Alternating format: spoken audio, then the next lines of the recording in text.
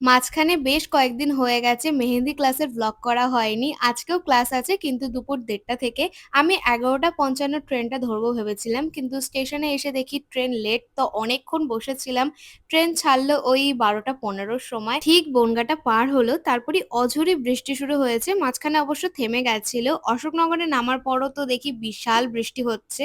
আমরা দাঁড়িয়েছিলাম অনেকক্ষণ। তারপর বৃষ্টি কমছে না দেখে বেরিয়ে পড়লাম বৃষ্টির মধ্যেই। আজকে টোটাল বাড়ির কাজ ছিল ৪০০টা সাইড ফেসের ব্রাইড গ্রুম ছোট বড়। এই হলো আমার কাজ। কেমন লাগলো জানিও।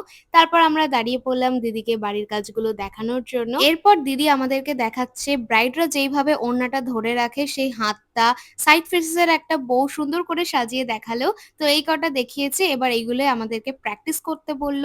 এরপর টিফিনটাও করে নিলাম। এই বউটা আমি এঁকেছি আর এটা দেখার পর প্রেমার রিঅ্যাকশনটা এমন ছিল। এরপর তো ছুটি হয়ে গেল। নির্মল আমাকে বলেছিল হাবড়ায় নামতে। তো আমি হাবড়ায় চলে এসেছি আর স্টেশনে নির্মল আমার জন্য এই ফুলটা নিয়ে দাঁড়িয়েছিল যেটা দেখার পর তো আমি অনেক বেশি খুশি হয়ে গেছি। তারপর ঘুরতে, ঘুরতে নির্মল আমাকে এই দোকানটায় নিয়ে আসলো। আর অনেকদিন হয়ে গেছে আমাদের দুজনেরই চাউমিন খাওয়া হয় না। তাই চাউমিনই অর্ডার করেছি।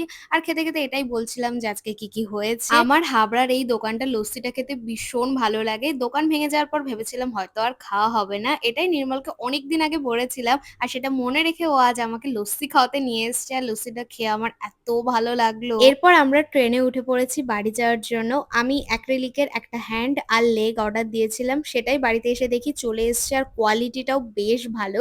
তো চলো টাটা!